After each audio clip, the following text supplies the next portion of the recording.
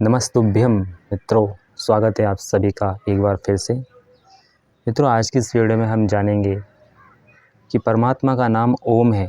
ये बात तो ठीक है, लेकिन ओम ही क्यों है परमात्मा का नाम? ठीक है, तो ये आज की इस वीडियो का टॉपिक होने वाला है कि परमात्मा का नाम ओम ही क्यों है। कोई और सा नाम परमात्मा के नाम के लिए क्यों नहीं प्रयोग किया गया? ओम में ऐसी क्या बात है जो ओम नाम परमात्मा का नाम ऐसा कहा गया है? इतने सारे नाम है संसार में, फिर ओम को ही क्यों सेलेक्ट किया गया परमात्मा के नाम के लिए? ऐसी क्या बात है ओम में? तो इस वीडियो में हम ये बात जानेंगे। देखिए, वीडियो शुरू करने से पहले मैं आपको थोड़ा सा बता देता हूँ।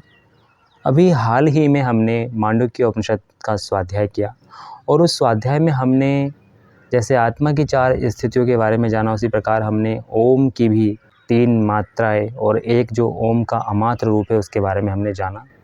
अभी हाल ही में हमने ओम के विषय में जाना। इसके अलावा हमने प्रश्नों उपनिषद में भी ओम के विषय में जाना था। तो हमने ओम के विषय में बहुत कुछ जाना है, जानने का प्रयास किया है। आपकी सुविधा के लिए मैं उन समस्त वीडियोस का लिंक डिस्क्रिप्शन बॉक्स में दे दूंगा, जो कुछ भी हमने ओम के विषय में जाना है, पढ़ा है, समझा है। आज की इस वीडियो में हम देखेंगे कि ये जो ओम है यही क्यों परमात्मा का नाम है। या ये कोई प्रश्न भी खड़ा कर सकता है ना, कोई किसी के मन में शंका उठ सकती है कि ये जो ओम नाम है ये परमात्मा का नाम क्यों है। कोई भी प्रश्न पूछ सकता है कि भाई ओम ही परमात्मा का नाम क्यों है। तो देखो, इस शंका का, इसका प्रश्न का उत्तर यह है, इसका समाधान यह है। सर्वप्रथम तो ये बात देखो, ये जो ओम शब्द है कितना सरल शब्द है। संसार में इससे सरल और कोई शब्द ही नहीं है। ओम शब्द इतना सरल शब्द है ये कि इसको बोलने के लिए जीवा की आवश्यकता नहीं। अर्थात मतलब आप अपने जीवा को बिना तालू से टच किए, इधर उधर हिलाए, अपनी जीवा को एक जगह स्थिर रखते हुए आप इसका उच्चारण कर सकते हैं। इसलिए ऐसा कहा जाता है कि जिस व्यक्ति के जीवा नहीं है, जो गूंगा है, वो भी इसका उच्चारण कर सकता है, वो भी इसको बोल सकता है। किसको? ओम नाम को। ये इतना सरल नाम है, इतना सिंपल नेम है। इसका उच्चारण करने के लिए हमें अपनी जीवा को इधर उधर हिलाने या अपने मुंह को विशेष प्रकार से चलाने की आवश्यकता नहीं। बहुत ही सिंपल नाम, बहुत ही साधारण नाम है। तो एक कारण ये है कि परमात्मा का सबसे सिंपल, सबसे साधारण नाम है ये। इससे साधारण, इससे सिंपल और कोई नाम नहीं हो सकता, इसलिए ही परमात्मा का नाम है। ठीक है, चलो ये बात हुई। और क्या बात हो सकती है कि ओम ही परमात्मा का नाम क्यों है? देखो, और बात ये है कि जब भी हम ओम का उच्चारण करते हैं तो हमारे भीतर से एक नाद उत्पन्न होता है। जैसा कि हमने पिछली वीडियो में जाना था, जिसमें हमने ओम का वास्तविक अर्थ समझा है। उस वीडियो में हमने जाना है कि ओम का नाद जब होता है तो ओम एक प्रकार का अनाहत नाद है जो भीतर से उठता है, जो नाभि से हमारे मुख तक आता है। ठीक है, तो उस नाद में हमारी जीवा को कुछ भी करने की आवश्यकता नहीं होती। हमारी जो जीवा है वो बिल्कुल एक जगह स्थिर रहती है। तो इसलिए हम कह सकते हैं कि ये भीतर से उठने वाला एक नाद है, एक ध्वनि है, एक विशेष प्रकार की ध्वनि है। ठीक है, इसके अलावा अब कोई व्यक्ति या कोई भी हमसे ये प्रश्न पूछ सकता है कि हम क्यों माने भाई कि ओम परमात्मा का नाम है। आपने बोल दिया कि ओम परमात्मा का सबसे सरल नाम है और इससे सरल नाम कुछ हो नहीं सकता, तो ये इतना काफ़ी नहीं है। कोई कह सकता है ना कि ओम ही परमात्मा का नाम क्यों है, आपके पास क्या प्रमाण है? देखो, जहाँ प्रमाण की आवश्यकता पड़ जाए ना कि ओम ही परमात्मा का नाम क्यों है, तो सबसे पहले तो अगर कोई हमसे पूछे कि भाई ओम ही परमात्मा का नाम, इस बात का आपके पास क्या प्रमाण है, तो हम क्या पूछेंगे उससे कि भाई आपका नाम क्या है? उसने बताया मेरा नाम है आदित्य। ठीक है, आपका नाम आदित्य है, इस बात का क्या प्रमाण है? आदित्य मैं आपको समझाने के लिए बोल रहा हूँ, कुछ भी हो सकता है। क्या प्रमाण है आपका इसके पास? वो बोलेगा कि मेरे पास मेरी फ़ोटो आइडेंटिटी है, मेरा आधार कार्ड है, मेरा ड्राइविंग लाइसेंस है और बहुत सारे डॉक्यूमेंट है जिनमें मेरा नाम आदित्य है। ठीक है, तो ये जो फ़ोटो आइडेंटिटी है, ये जो पासपोर्ट है, या ये जो आधार कार्ड है, जो कुछ भी है, ये क्या है? एक तरह का शब्द प्रमाण है जो बताता है कि हाँ ये आपका नाम है। क्या है? शब्द प्रमाण ही तो है, कुछ और है। तो अगर इस दृष्टिकोण से देखा जाए तो परमात्मा का नाम ओम है, इस बात का क्या प्रमाण है? इस बात का प्रमाण है, इस बात का प्रमाण है वेद। वेदों से ऊपर क्या है? कुछ भी तो नहीं, वेद तो ईश्वर वाणी है। तो इस बात का प्रमाण वेद है। वेद में कहा गया है ओम खम ब्रह्म, अर्थात कि वह जो परमात्मा ओम है वह खम है, आकाश के समान व्यापक है। वेद में ही आया है ओम कृतो स्मरः, कि हे जीवात्मा, यदि तू अपना कल्याण चाहता है तो उस परमात्मा का स्मरण कर, ओम का स्मरण कर। तो ये वेद में जो आए हैं ये वेद का प्रमाण है, शब्द प्रमाण ही है, वेद शब्द प्रमाण है। तो वेद में प्रमाण है, इस बात को हमको मानना होगा। वेद खुद कहता है कि ओम कृतो स्मरा, ओम खम ब्रह्म। इससे बढ़कर और क्या प्रमाण हो सकता है? ये शब्द प्रमाण है, क्योंकि वेद कह रहा है परमात्मा का नाम ओम है, तो ये तो हमको एक्सेप्ट करना होगा, मानना होगा। कोई व्यक्ति कहे कि ये प्रमाण है, हाँ ये प्रमाण है, वेद में प्रमाण है और वेद सर्वोपरि है, ठीक है। बाकी हम और धर्मों में भी समझ सकते हैं।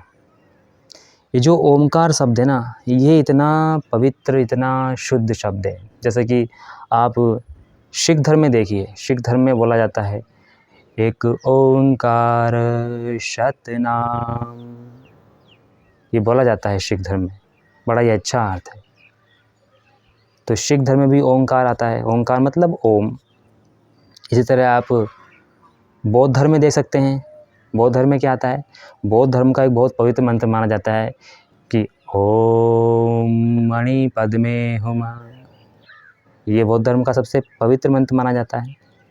इसके अलावा जैन धर्म में भी ओम नाम आता है, जैसे कि ओम अरहम, ओम ह्रीम श्रीम अरहम नमः। ये जैन धर्म के सबसे पवित्र मंत्र हैं जो भगवान महावीर को समर्पित हैं। इसी तरह जो ईसाई संप्रदाय है उसमें आता है God, GOD, God, generator, operator, destroyer. तो ये जो जनरेटर, ऑपरेटर, डिस्ट्रॉयर है, इसका क्या मतलब है? इसका मतलब है जो जनरेट करता है, जो उत्पन्न करता है, फिर जो पालन पोषण करता है, जो ऑपरेट करता है, जो डिस्ट्रॉयर है, जो नष्ट करता है। इसी तरह हमारे ओंकार में भी तो आता है अकार उकार मार। ओंकार की 3 मात्राओं का मतलब है? ओंकार की 3 मात्राओं का भी तो यही मतलब है, क्या?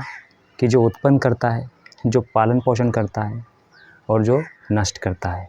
ओंकार की प्रथम मात्रा कहती है जिससे सब कुछ उत्पन्न होता है।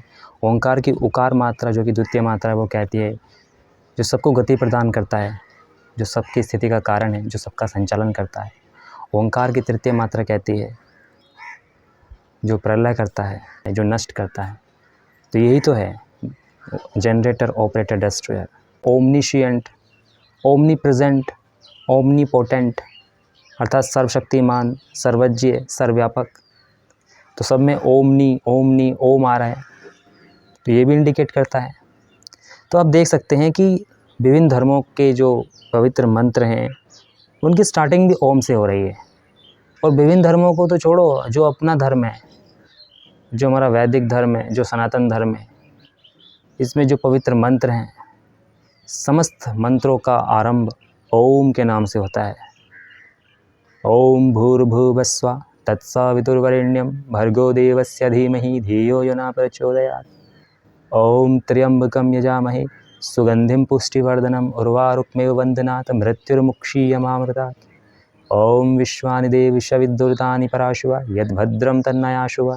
मतलब जितने भी मंत्र हैं वेदों में, पुराणों में, सबकी स्टार्टिंग ओम से होती है।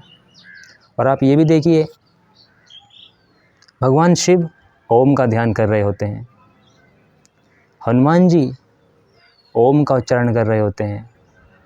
मतलब हमारे जितने भी देवी देवता हैं सब ओम का ध्यान करते हैं।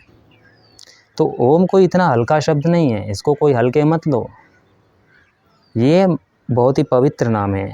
ऐसा कहा जाता है कि परमात्मा के जो अनंत नाम हैं उन अनंत नामों में से परमात्मा का जो सबसे प्रमुख और निज नाम है वो ओम नाम है। और वो ओम नाम ही क्यों है?